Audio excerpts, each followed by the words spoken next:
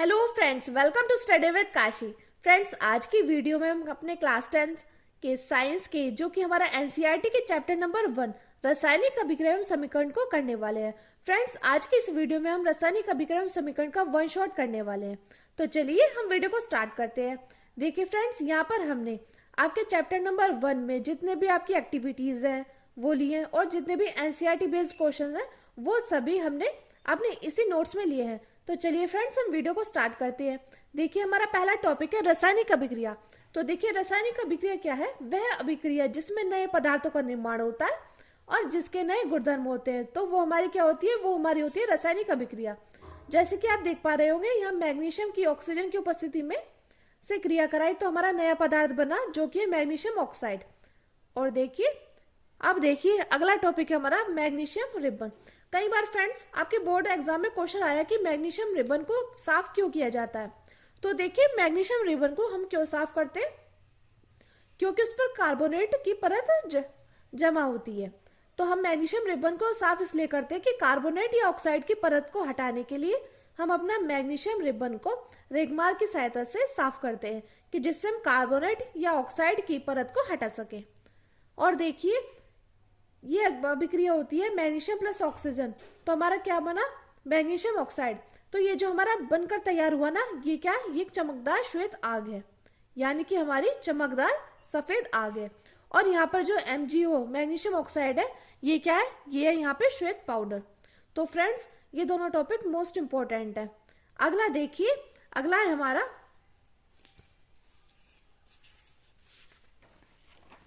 Third, रासायनिक अभिक्रिया होने की परिस्थितियां। फ्रेंड्स देखिए, रासायनिक अभिक्रिया होने के लिए किन परिस्थितियों की आवश्यकता होती है? एक तो अवस्था में परिवर्तन, जैसे ठोस का गैस बनना, गैस का द्रव बनना, ये सभी होना चाहिए। और हमारा रंग में परिवर्तन। अगला देखिए, अगला है तापमान में परिवर्तन। और अगला है गैस का उत्सर्जन। तो फ्रेंड्स, रासायनिक अभिक्रिया होने के लिए अवस्था में परिवर्तन होना जरूरी, रंग में परिवर्तन और तापमान में परिवर्तन होता है और गैस का उत्सर्जन होता है। जैसे कि हम कार्बन को जलाएंगे ऑक्सीजन की उपस्थिति में तो हमारा क्या बनेगा? हमारा कार्बन डाइऑक्साइड गैस बनेगा। अगला देखिए फ्रेंड्स, अगर आपने ये नोट्स देख लिए ना एक बार या दो बार, तो आपको किसी भी गाइड की, क्वेश्चन पेपर की जरूरत नहीं होगी। आपका चैप्टर नंबर 1 यहाँ से कवर हो जाएगा। अगला देखिए, अगला है रासायनिक समीकरण। तो देखिए, रासायनिक समीकरण क्या है?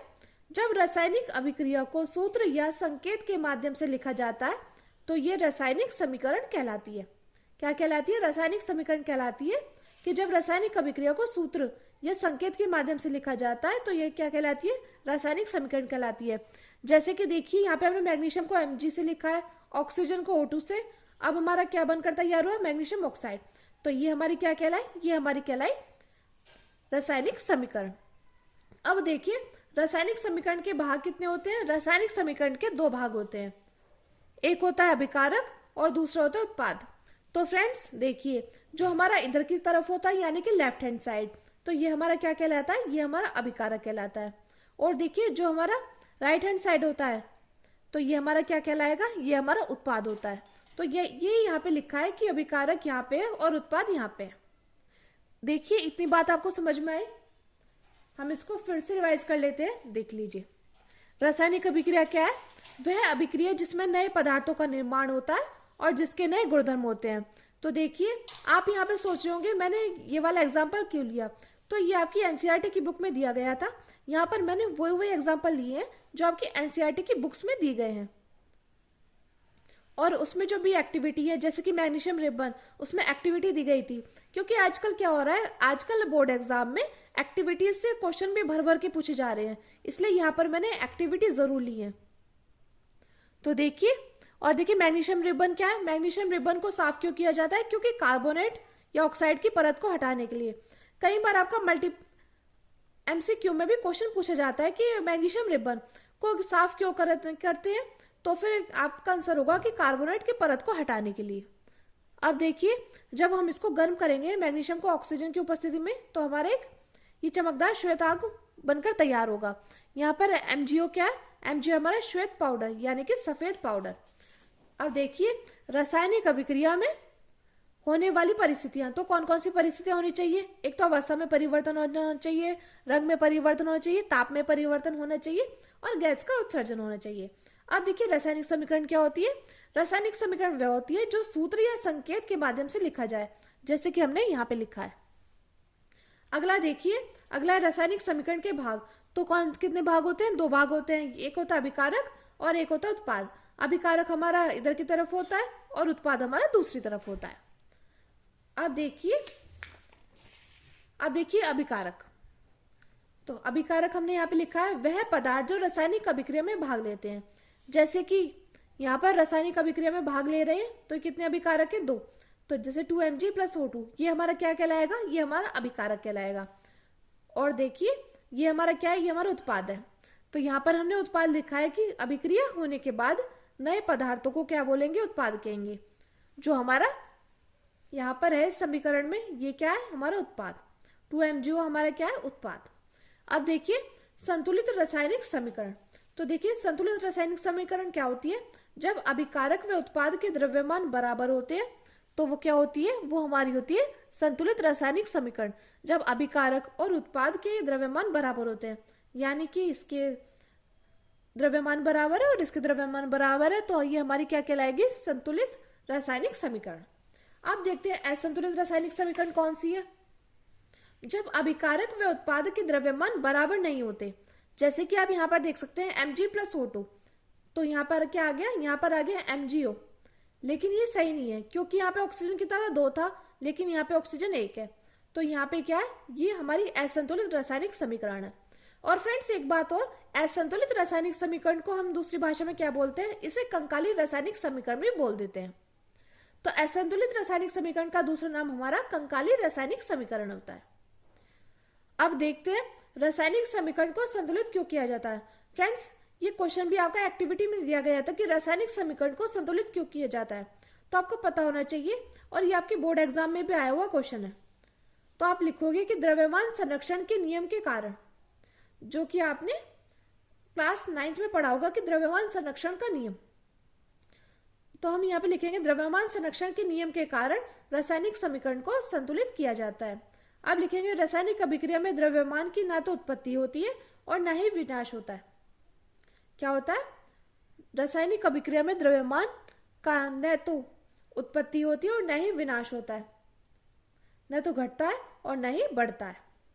तो देखिए रासायनिक समीकरण को हम संतुलित इसलिए करते हैं द्रव्यमान संरक्षण के नियम के कारण, क्योंकि रासायनिक अभिक्रिया में द्रव्यमान की न तो उत्पत्ति होती है और न ही विनाश होता है। अब देखिए हमारा रासायनिक अभिक्रिया के प्रकार। फ्रेंड्स ये भी मोस्ट इंपोर्टेंट टॉपिक है। देखिए अगर आपने ये कर लिया ना तो आपके 10 से 15 नंबर पक्के हैं, क्योंकि ये जो इससे संयोजन अभिक्रिया, वियोजन अभिक्रिया, विस्थापन अभिक्रिया, ये आपसे 2-2 नंबर या 4-4 नंबर में पूछ ली जाती है। तो रासायनिक अभिक्रिया के प्रकार कितने हैं?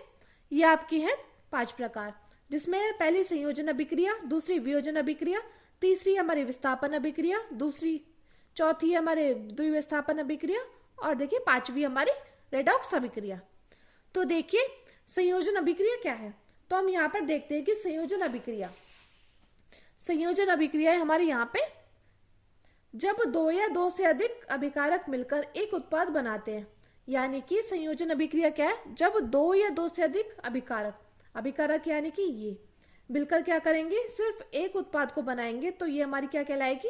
ये हमारी संयोजन अभिक्रिया कहलाएगी। जैसे कि आप देख पा रहे होंगे मैग्नीशियम की ऑक्सीजन से क्रिया कराई तो हमारा क्या बनकर आया? एक उत्पाद यानी कि MgO, मैग्नीशियम ऑक्साइड बनकर आया। इसी प्रकार देखिए कार्बन की ऑक्सीजन से क्रिया कराई तो हमारा क्या बनकर आया? Carbon dioxide. तो ये हमारी क्या है? ये हमारी है संयोजन अभिक्रिया। अब देखिए फ्रेंड्स संयोजन अभिक्रिया में क्या हो रहा था? 2 या 2 से अधिक अभिकारक मिलकर एक उत्पाद बना रहे थे, लेकिन हमारी जो वियोजन अभिक्रिया है वो होती है हमारी संयोजन अभिक्रिया की बिल्कुल उल्टी। इसमें क्या होता है? इसमें एक अभिकारक टूटकर 2 या 2 से अधिक उत्पाद का निर्माण करते हैं।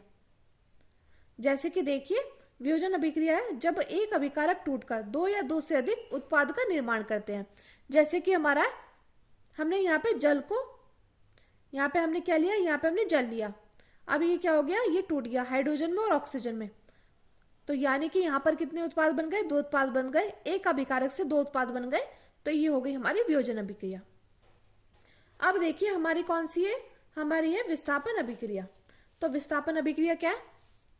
विस्थापन अभिक्रिया जब अधिक अभिक्रियाशील तत्व कम अभिक्रियाशील तत्व को विस्थापित कर देते हैं।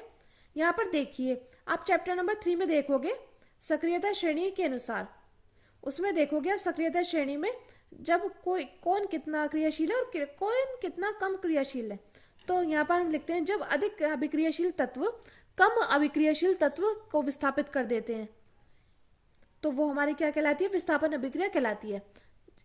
जैसे यहाँ पर देखिए CuSO4 कॉपर सल्फेट की हमने आयरन के साथ अभिक्रिया कराई, तो वो क्या है हमारा? वो हमारा सक्रियता श्रेणी में अधिक क्रियाशील है हमारा आयरन। तो ये क्या करेगा? ये कम क्रियाशील वाले को क्या कर देगा? विस्थापित कर देगा, यानी कि Cu को क्या कर देगा? कॉपर को विस्थापित कर देगा। तो ये बनकर तैयार हुआ FeSO4 और हमारा क्या बना? कॉपर। तो फ्रेंड्स ये देखिए, संयोजन अभिक्रिया क्या होती है? संयोजन अभिक्रिया वह होती है जो दो या दो से अधिक अभिकारक मिलकर एक क्या बनाए? एक उत्पाद बनाए। और वियोजन अभिक्रिया क्या होती है? वियोजन अभिक्रिया वह होती है जब एक अभिकारक मिलकर दो या दो से अधिक उत्पाद बनाए। और विस्थापन अभिक्रिया क्या होती है? विस्थापन अभिक्रिया होती है जब अधिक अभिक्रियाशील तत्व कम अभिक्रियाशील तत्व को क्या करें? विस्थापित कर देते हैं। जैसे कि यहाँ पे इसने कॉपर को विस्थापित कर दिया, क्योंकि आयरन क्या है? आयरन अधिक क्रियाशील है। अब देखते हैं द्विविस्थापन अभिक्रिया। तो द्विविस्थापन अभिक्रिया क्या है? द्विविस्थापन अभिक्रिया है जब अभिकारकों के बीच आयनों का क्या होता है? आदान प्रदान होता है, तो इसे द्विविस्थापन अभिक्रिया कहते हैं। तो आयन क्या होते हैं? आयन वो होते हैं, आयन धन आयन भी होते हैं और हमारे क्या होते हैं? हमारे ऋण आयन भी होते हैं। तो ये क्या होते हैं? तो जब अभिकारकों के बीच आयनों का क्या होता है? आदान प्रदान होता है, तो उसे हम द्विविस्थापन अभिक्रिया कहते हैं। जैसे कि आप एग्जाम्पल में देख पा रहे होंगे फ्रेंड्स, ये जो एग्जाम्पल है ये आपके एनसीईआरटी की बुक में दिया गया था। तो मैंने वही एग्जाम्पल लिए जो आपके एनसीईआरटी की बुक में लिए गए हैं, जिससे आपको अच्छे से याद हो और आपको ज्यादा कुछ रटने की जरूरत ना पड़े। यहाँ पर हमें साइंस को समझना है, साइंस की सुंदरता को समझना है, यहाँ पर हमें रटना नहीं है। अब देखिए द्विविस्थापन अभिक्रिया क्या आती है हमारी? जब अभिकारकों के बीच आयनों का क्या हो? आदान प्रदान होता है, तो उसे हम द्विविस्थापन अभिक्रिया कहते हैं। जैसे कि यहाँ पे देखिए हमने सोडियम सल्फेट लिया है, सोडियम सल्फेट की बेरियम क्लोराइड से क्रिया कराई, तो यहाँ पे क्या हो गया? यहाँ पे आयनों का आदान प्रदान हो गया। पहला जाएगा हमारा चौथे के साथ और दूसरा जाएगा तीसरे के साथ, तो यहाँ पर बना हमारा सोडियम क्लोराइड और क्या बना हमारा? BeSO4। तो फ्रेंड्स ये थी हमारी द्विविस्थापन अभिक्रिया। ये हमारा अवक्षेपण अभिक्रिया का भी उदाहरण है, आपको आगे देखने को मिलेगी अवक्षेपण अभिक्रिया। तो फ्रेंड्स ये तीनों चार अभिक्रिया मोस्ट इंपोर्टेंट है, संयोजन अभिक्रिया, वियोजन अभिक्रिया, विस्थापन अभिक्रिया, द्विविस्थापन अभिक्रिया। और देखिए अगली हमारी रेडॉक्स अभिक्रिया, ये आपसे 4 मार्क्स में या 2 मार्क्स में पूछ ली जाती है। 2024 में तो रेडॉक्स रिएक्शन पूछी गई थी। अब देखिए रेडॉक्स अभिक्रिया में क्या होता है? रेडॉक्स अभिक्रिया में अपचयन और उपचयन दो अभिक्रिया आती हैं। क्या आती है? रेडॉक्स अभिक्रिया में उपचयन और अपचयन दो अभिक्रिया आती हैं। तो पहले हम देखते हैं उपचयन अभिक्रिया क्या है। फ्रेंड्स ये आपसे 2 मार्क्स में पूछ लिया जाता है कि उपचयन अभिक्रिया क्या है, अपचयन अभिक्रिया क्या है, तो आपको पता होना चाहिए। यहाँ पर मैंने जितने भी अपने टॉपिक्स लिए हैं ये हमने पॉइंट टू पॉइंट लिए हैं। यहाँ पर आपके चैप्टर नंबर 1 का पूरा निचोड़ है, आपको इसके बाद बुक पढ़ने की भी जरूरत नहीं पड़ेगी, बस आप ये नोट्स पढ़कर ही अच्छे नंबर प्राप्त कर सकते हैं।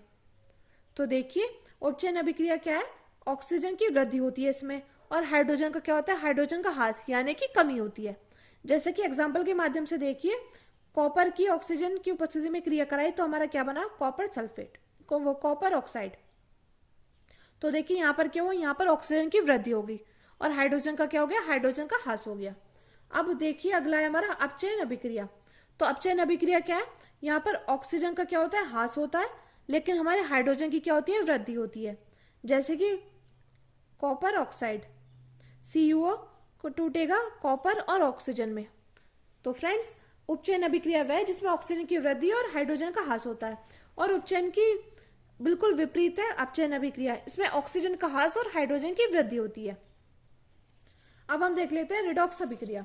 तो रेडॉक्स अभिक्रिया क्या है? रेडॉक्स अभिक्रिया हमारी वह अभिक्रिया जिसमें अपचयन व उपचयन दोनों एक साथ हो, वो हमारी क्या कहलाएगी? वो हमारी रेडॉक्स अभिक्रिया कहलाएगी। तो फ्रेंड्स एक बात और, रेडॉक्स अभिक्रिया का दूसरा नाम उपचयन अपचयन अभिक्रिया भी है। तो अगर बोर्ड एग्जाम में लिखा है कि उपचयन अपचयन अभिक्रिया किसे कहते हैं, उस पर टिप्पणी लिखो, तो आप समझ जाना कि रिडॉक्स अभिक्रिया को ही पूछ रहे हैं। तो रिडॉक्स अभिक्रिया क्या है? वह अभिक्रिया जिसमें अपचयन और उपचयन दोनों एक साथ हो, तो हमारी रिडॉक्स अभिक्रिया कहलाती है। जैसे कि एग्जाम्पल के माध्यम से समझिए, यहाँ पे CuO प्लस H2, यहाँ पर कॉपर का क्या हो रहा है? कॉपर का हमारा अपचयन होता है, अपचयन हो रहा है, यानी कि यहाँ पे क्या हो रहा है? यहाँ पर ऑक्सीजन की कमी हो रही है और हाइड्रोजन की हो रही है, वृद्धि हो रही है। और यहाँ पर देखिए H2 के साथ O आ गया, यानी कि यहाँ पे ऑक्सीजन की वृद्धि हो रही है। तो फ्रेंड्स, ये थी हमारी रिडॉक्स अभिक्रिया। अब देखिए अगला है हमारा रासायनिक समीकरण को संतुलित करने वाली विधि। तो ये भी आपसे कई बार पूछ ली जाती है। तो कौन सी विधि है? हीट और ट्रायल विधि। तो आपको पता होना चाहिए रासायनिक समीकरण को संतुलित करने वाली कौन सी विधि है? हीट और ट्रायल विधि। ये आपको आगे देखने को मिलेगी। अब देखिए अभिक्रिया के प्रकार, किसके आधार पर? ऊष्मा के आधार पर। तो कितने प्रकार होते हैं? ये होते हैं आपके 2 प्रकार। कितने प्रकार होते हैं? 2 प्रकार होते हैं। एक तो है आपका ऊष्माक्षेपीय अभिक्रिया, दूसरा है ऊष्माशोषी अभिक्रिया। तो अभिक्रिया के प्रकार कितने ऊष्मा के आधार पर कितने होते हैं? 2। एक तो ऊष्माक्षेपीय अभिक्रिया और ऊष्माशोषी अभिक्रिया। फ्रेंड्स, ये अभिक्रिया भी मोस्ट इंपॉर्टेंट है, बार बार बोर्ड परीक्षा में पूछी जाती है। तो देखिए ऊष्माक्षेपीय अभिक्रिया क्या है? तो ऊष्माक्षेपीय अभिक्रिया वह अभिक्रिया जिसमें उत्पाद के साथ ऊष्मा उत्पन्न होती है, यानी कि ऊष्मा क्या होती है? रिलीज होती है। तो वो क्या कहलाएगी? वो हमारी ऊष्माक्षेपीय अभिक्रिया कहलाएगी। कि वह अभिक्रिया जिसमें उत्पाद के साथ ऊष्मा क्या होती है? उत्पन्न होती है, यानी कि रिलीज होती है। जैसे कि कार्बन को ऑक्सीजन की उपस्थिति में गर्म किया तो हमारा क्या बना? कार्बन डाइऑक्साइड गैस, और हमारी ऊष्मा क्या हुई? उत्पन्न हुई, यानी कि हमारी रिलीज हुई। तो ये थी हमारी ऊष्माक्षेपीय अभिक्रिया। और देखिए फ्रेंड्स, एक बात और, ये मान लीजिए C कार्बन या कोयला है, और देखिए कोई भी चीज तब तक नहीं जल सकती जब तक वह ऑक्सीजन की उपस्थिति में उसमें ना हो। अगर ऑक्सीजन की उपस्थिति ना होगी तो वो कभी नहीं जल सकती। तो देखिए किसी भी वस्तु को जलाने के लिए ऑक्सीजन की आवश्यकता जरूर पड़ती है। अब देखिए आपने यहाँ पे समझा ऊष्माक्षेपीय अभिक्रिया। अब ऊष्माशोषी अभिक्रिया ऊष्माक्षेपीय अभिक्रिया का ही उल्टा होता है, कि वह अभिक्रिया जिसमें उत्पाद के साथ ऊष्मा का अवशोषण होता है।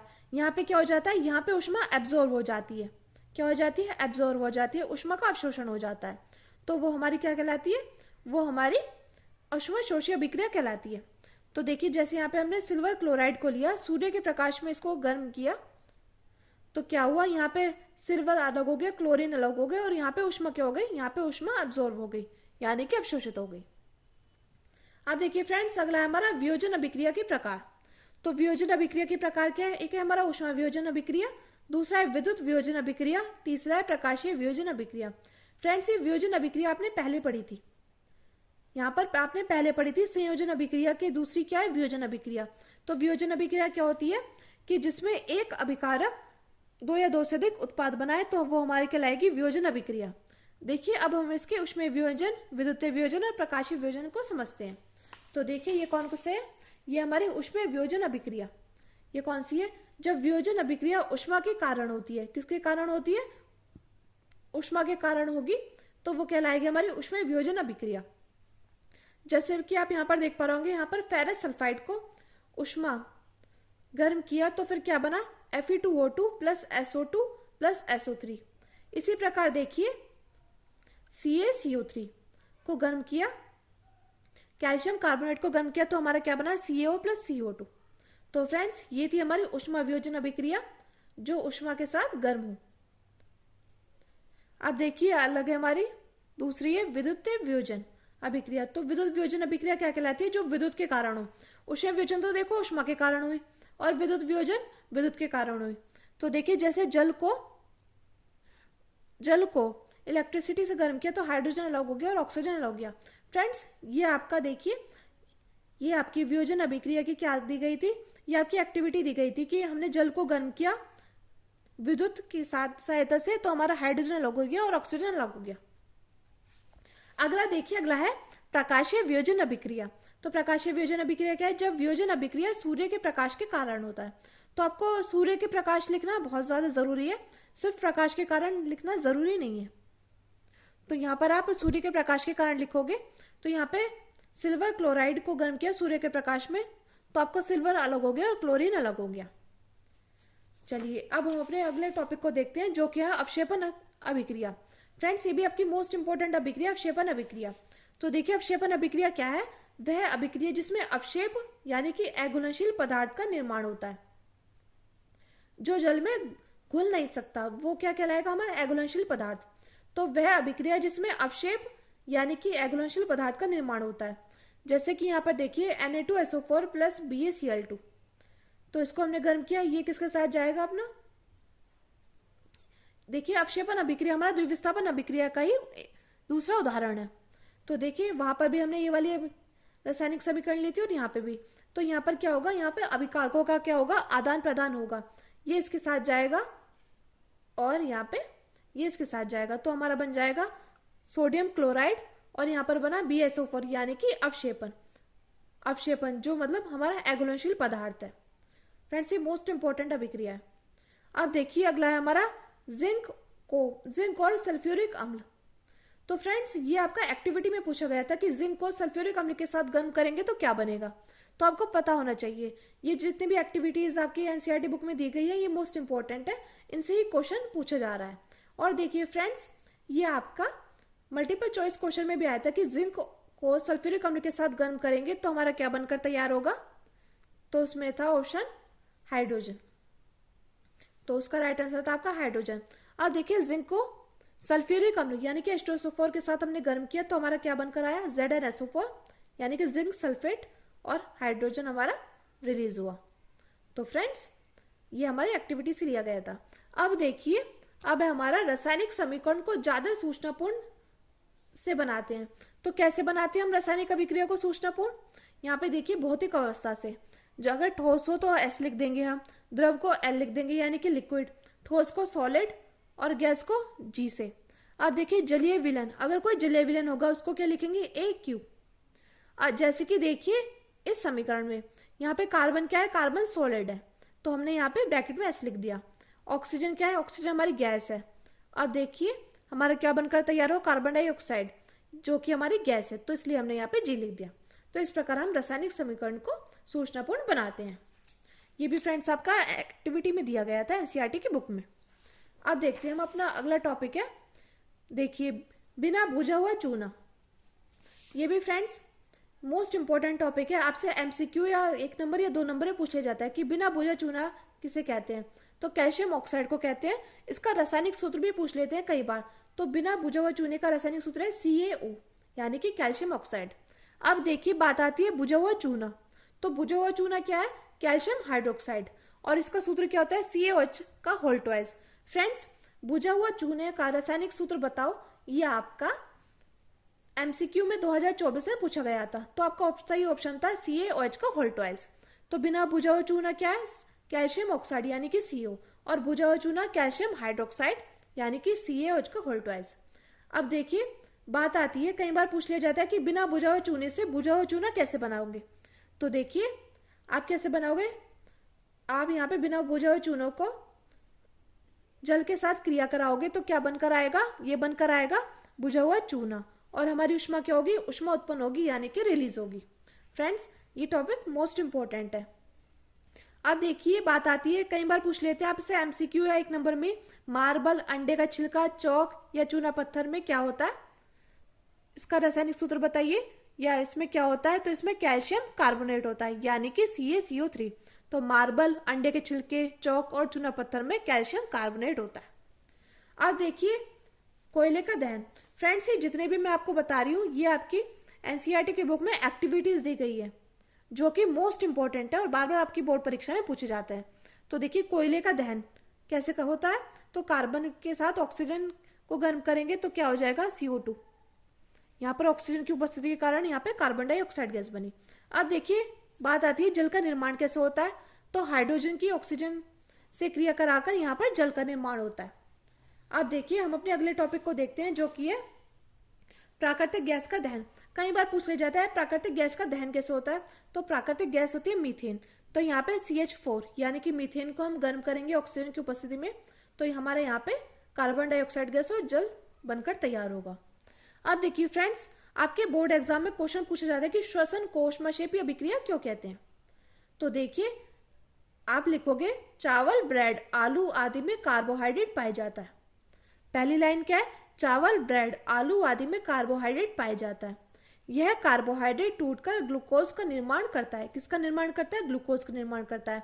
जब ग्लूकोज ऑक्सीजन से मिलता है तो हमारी क्या होती है? ऊर्जा उत्पन्न होती है। क्या होती है? ऊर्जा उत्पन्न होती है। जैसे कि फ्रेंड्स, आप गहरा सांस लो, यहाँ पर आपने गहरा सांस लिया और जैसे छोड़ोगे तो यहाँ पर क्या होगी? यहाँ पर आपकी ऊष्मा क्या होगी? उत्पन्न होगी। तो देखिए, इसलिए श्वसन को ऊष्माक्षेपी अभिक्रिया कहते हैं। आप लिखोगे चावल, ब्रेड, आलू आदि में कार्बोहाइड्रेट पाया जाता है। यह कार्बोहाइड्रेट टूटकर ग्लूकोज का निर्माण करता है। और आप लिखोगे जब ग्लूकोज ऑक्सीजन से मिलता है तो ऊर्जा उत्पन्न होती है। और आप ये रासायनिक समीकरण जरूर लिखोगे, C6H12O6 प्लस 6O2। तो यहाँ पर क्या बना? 6CO2 प्लस 6H2O प्लस ऊर्जा। फ्रेंड्स, ये जो रासायनिक समीकरण है ये मोस्ट इंपॉर्टेंट है। ये देखिए, ये जितने भी रासायनिक समीकरण दी गई है ना आपके चैप्टर नंबर 1 में, ये सभी मोस्ट इंपॉर्टेंट है। क्योंकि देखिए, आपसे क्वेश्चन में पूछा गया था 2024 में और 22 में कि रासायनिक समीकरण को संतुलित कीजिए। तो यहाँ पर आपका ये दिया गया था। यहाँ पर आपको मान लीजिए ये रासायनिक समीकरण दी गई थी, लेकिन इसमें से कुछ चीजें हटा दी थी। जैसे यहाँ से 6 हटा दिया, यहाँ से 6 हटा दिया। तो आपको बिल्कुल ये समीकरण पूरे अच्छे से पता होनी चाहिए। आप इसको लिख लिख कर याद करना, आपको अच्छे से याद हो जाएगी। ये जितनी भी अभिक्रिया है ना, अगर आपने ये लिख लिख कर याद कर ली तो आपको 100 में से 100 लाने से कोई नहीं रोक सकता है। तो देखिए C6H12O6 प्लस 6O2, ये देखिए यहाँ पे 6CO2 प्लस 6H2O प्लस ऊर्जा। अब देखिए FeSO4, ये भी आपकी एक्टिविटी दी गई थी। तो देखिए FeSO4 यानी कि फेरिक सल्फेट को गर्म करेंगे तो हमारा क्या बनकर तैयार होगा? ऊष्मा की उपस्थिति में गर्म करेंगे तो हमारा Fe2O3 plus SO2 plus SO3 बनकर तैयार होगा। फ्रेंड्स, ये भी रासायनिक समीकरण मोस्ट इंपोर्टेंट है। ये कैसी अभिक्रिया है? ये हमारी ऊष्मीय वियोजन अभिक्रिया है। क्योंकि ये जो अभिक्रिया किसके कारण हो रही है? हमारी ऊष्मा के कारण क्या हो रही है? टूट रही है। तो इस प्रकार ये हमारी ऊष्मीय वियोजन अभिक्रिया है। अब देखिए, कई बार पूछा जाता है कि यहाँ पर FeSO4 क्या है? तो FeSO4 क्या है? हरा है। और देखिए, जब ये अभिक्रिया होती है ना, ऊष्मीय वियोजन अभिक्रिया होती है ये वाली, तो इसमें एक गंध निकलती है। ये गंध कैसी होती है? ये गंध सल्फर के जलने की गंध होती है। देखिए, आपसे क्वेश्चन पूछा जा सकता है कि जो FeSO4 इस अभिक्रिया में जो गंध निकलती है वो कैसी होती है? तो आपको पता होना चाहिए कि सल्फर के जलने की गंध होती है। और यहाँ पर ये जो बनकर तैयार हुआ Fe2, यहाँ पे आप देखिए, यहाँ पर जो बनकर तैयार हुआ Fe2O3, यहाँ मैंने गलत लिख दिया है। तो ये किस रंग का होता है? ये लाल भूरा होता है। चलिए अब हम अपने अगले टॉपिक को देखते हैं, जो कि है यहाँ पर देखिए, यहाँ पर आ जाता है, यहाँ पर जैसे आपसे पूछ लिया जाएगा कैल्शियम कार्बोनेट को अगर ऊष्मा की उपस्थिति में गर्म करेंगे तो हमारा क्या बनेगा? तो हमारे यहाँ पे बिना बुझा हुआ चूना बनेगा, CaO, यानी कि कैल्शियम ऑक्साइड। और क्या बनेगा? कार्बन डाइऑक्साइड गैस बनेगा। फ्रेंड्स, ये भी हमारा ऊष्मीय वियोजन का उदाहरण है, क्योंकि यहाँ पर ये जो ऊष्मा के कारण टूट रहा है। अब देखिए, बात आती है लेड नाइट्रेट। देखिए, कई बार आपसे पूछ लिया जाता है कि कैल्शियम कार्बोनेट का रासायनिक सूत्र बताइए, तो आपको पता होना चाहिए कैल्शियम कार्बोनेट का रासायनिक सूत्र है CaCO3। और देखिए लेड नाइट्रेट, तो लेड नाइट्रेट का रासायनिक सूत्र क्या है? PbNO3 का होल ट्वाइस। अब देखिए, जैसे PbNO3 का होल ट्वाइस को गर्म करेंगे हम, ऊष्मा की उपस्थिति में गर्म करें तो यहाँ पे लेड ऑक्साइड बनकर तैयार हुआ, नाइट्रस ऑक्साइड बनकर तैयार हुई और हमारी ऑक्सीजन बनकर तैयार हुई। तो फ्रेंड्स, ये अभिक्रिया भी आपको पता होनी चाहिए, क्योंकि ये जितनी भी अभिक्रिया है ये आपसे क्वेश्चन 2 मार्क्स में आ जाता है, 4 मार्क्स में, कि निम्न रासायनिक समीकरण को संतुलित कीजिए। तो अगर आपने चैप्टर नंबर 1 अच्छे से पढ़ा होगा तो आपको घबराने की जरूरत नहीं होगी। आप 2 में या 4 नंबर बिल्कुल पक्के हो जाएंगे आपके। तो देखिए, PbNO3 का होल ट्वाइस को हमने ऊष्मा की उपस्थिति में गर्म किया तो हमारा लेड ऑक्साइड, नाइट्रस ऑक्साइड और ऑक्सीजन बनकर तैयार हुआ। तो ये हमारी ऊष्मीय वियोजन अभिक्रिया है। अब बात आती है कि लेड नाइट्रेट को अगर हम गर्म करेंगे तो हमारा क्या बनकर तैयार होगा? तो भूरा धुआं यानी कि NO2 बनकर तैयार होगा। जब हम लेड नाइट्रेट को गर्म करेंगे तो हमारा भूरा धुआं बनकर तैयार होगा, यानी कि NO2। अब देखिए फ्रेंड्स, कई बार पूछ लेता है शाम श्वेत फोटोग्राफी, यानी कि ब्लैक एंड व्हाइट फोटोग्राफी। जिससे हम ब्लैक एंड व्हाइट फोटो खिंचवाते थे तो उसमें किसका प्रयोग होता है?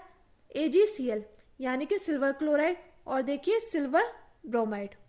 तो ये दोनों महत्वपूर्ण अभिक्रिया है। ये दोनों महत्वपूर्ण अभिक्रिया की शामश्वेत फोटोग्राफी। देखिए आपसे 2018 और 24 में पूछा गया था कि शामश्वेत फोटोग्राफी क्या है। तो आपसे पूछा गया था सिल्वर क्लोराइड या सिल्वर नाइट्रेट, ये सभी। तो उसका ऑप्शन था सिल्वर क्लोराइड। या तो आपसे सिल्वर क्लोराइड पूछ लेगा या आपसे सिल्वर ब्रोमाइड पूछ लेगा। ये आपके एनसीईआरटी की एक्टिविटी में दी गई थी, तो इसलिए फ्रेंड्स एक्टिविटी को याद करना मोस्ट इंपॉर्टेंट है। अगर आपने ये नोट्स एक बार या 2 बार अच्छे से पढ़ लिए ना, तो आपको चैप्टर नंबर 1 फिर दोबारा पढ़ने की जरूरत नहीं पड़ेगी। आपके सारे क्वेश्चंस यहीं से कवर हो जाएंगे। तो देखिए शामश्वेत फोटोग्राफी में सिल्वर क्लोराइड और सिल्वर ब्रोमाइड का उपयोग होता है। देखिए सिल्वर क्लोराइड को सूर्य के प्रकाश में गर्म करेंगे तो हमारा सिल्वर अलग हो जाएगा और क्लोरीन अलग हो जाएगा। इसी प्रकार हमारा सिल्वर ब्रोमाइड को सूर्य के प्रकाश की उपस्थिति में गर्म करेंगे तो हमारा सिल्वर अलग हो जाएगा और ब्रोमीन अलग हो जाएगा। चलिए अब हम अपना अगला देखते हैं। अगला है हमारा ये अभिक्रिया भी फ्रेंड्स मोस्ट इंपॉर्टेंट है। अब देखिए Fe+CuSO4, तो इसको हमने गर्म किया। तो देखिए ये आपने देखा होगा, ये आपने विस्थापन अभिक्रिया में देखा है एग्जाम्पल। तो ये विस्थापन अभिक्रिया में एग्जाम्पल था। उसमें क्या था, उसमें जो अधिक क्रियाशील वाले तत्व कम क्रियाशील वाले तत्व को क्या कर देते हैं, विस्थापित कर देते हैं। तो ये हमारी विस्थापन अभिक्रिया का उदाहरण है। तो यहाँ पे कॉपर क्या है, आयरन अधिक क्रियाशील है और कॉपर क्या हमारा कम क्रियाशील है, इसलिए यहाँ पे फेरस सल्फाइड बन गया और कॉपर को यहाँ पे विस्थापित कर दिया। तो ये हमारी विस्थापन अभिक्रिया हुई। कई बार देखिए ऐसी रासायनिक समीकरण देके आपसे पूछ लेंगे कि CuSO4 का रंग कैसा होता है, नीला होता है, और देखिए Fe का रंग कैसा होता है, भूरा होता है। तो आपको पता होना चाहिए कि यहाँ पर कॉपर सल्फेट का रंग कैसा है, नीला, और देखिए आयरन का रंग यानी कि लोहे का भूरा। चलिए अब हम अपने अगले टॉपिक को देखते हैं जो कि है रासायनिक समीकरण को संतुलित करना। फ्रेंड्स ये भी आपके मोस्ट इंपॉर्टेंट टॉपिक है। अगर आपने ये कर लिया तो आपके 2 से 4 नंबर पक्के हैं, क्योंकि या कोई भी ऐसे बोर्ड एग्जाम हो गए नहीं जिसमें रासायनिक समीकरण को संतुलित करने से क्वेश्चन आया हो। इस पर फ्रेंड्स मैंने वीडियो बना रखी है, अगर आपने वो नहीं देखी तो लिंक डिस्क्रिप्शन में, वहां जाकर जरूर देखिएगा। आप देखिए यहाँ पे मैग्नीशियम, ऑक्सीजन, ये सभी जो समीकरण है ना, ये सभी समीकरण संतुलित है और ये सभी समीकरण मोस्ट इंपॉर्टेंट है। अगर आपने स्क्रीनशॉट नहीं लिया तो स्क्रीनशॉट ले लीजिए। और देखिए अगर आपको रासायनिक समीकरण को संतुलित करना नहीं आता तो लिंक डिस्क्रिप्शन में, आप वहां जाकर जरूर देखिएगा। जितने भी अब तक एग्जाम्स में रासायनिक समीकरण को संतुलित करना आया है वो सभी उसमें मैंने बताई हुई है। क्योंकि देखिए फ्रेंड्स ये जो हमारी रासायनिक समीकरण है ना, ये सभी हमारे इन एग्जाम्पल से ही ली गई है। तो अगर आपने ये एग्जाम्पल अच्छे से कर लिए तो आपको रासायनिक समीकरण को संतुलित करना भी अच्छे से आ जाएगा। और अगर आपने वो वीडियो नहीं देखी तो वो वीडियो जाकर जरूर देखिए, क्योंकि उस वीडियो से आपके 4 मार्क्स पक्के हैं। तो फ्रेंड्स ये था हमारा चैप्टर नंबर 1। यहाँ पर हमारा चैप्टर नंबर 1 क्या है, कंप्लीट होता है। यहाँ पे हमने चैप्टर नंबर 1 को कंप्लीट कर लिया। इसमें हमने क्या किया, इसमें हमने यहाँ पर हमने जितनी भी हमारी बुक में एक्टिविटी थी, चैप्टर नंबर 1 में जितनी भी एक्टिविटी थी, पूरी एक्टिविटी को मिला के हमने ऐसे टॉपिक कवर किए हैं जो आपके एग्जाम्स में पूछे जाते हैं। इससे आपको चैप्टर नंबर 1 बुक से पढ़ने की, गाइड से पढ़ने की या क्वेश्चन बैंक से पढ़ने की जरूरत नहीं है। अगर आपने ये कर लिया ना तो फिर आपके 70 में से 70 नंबर पक्के हैं। तो फ्रेंड्स ये थे हमारे रासायनिक अभिक्रिया एवं समीकरण के नोट्स। अगर आपको वीडियो अच्छी लगी तो प्लीज हमारे चैनल को सब्सक्राइब कीजिए, और अगर आपको वीडियो का PDF चाहिए तो प्लीज आप कमेंट कर जरूर बताइए, आपको वीडियो का PDF प्रोवाइड कर दिया जाएगा। Thank you, thanks for watching. अगर आपको वीडियो अच्छी लगी हो तो प्लीज ज्यादा से ज्यादा लोगों में शेयर करिए। Thank you, thanks for watching. और अगर आपको ऐसे ही नोट्स चाहिए तो आप प्लीज वीडियो में कमेंट कर जरूर बताइएगा।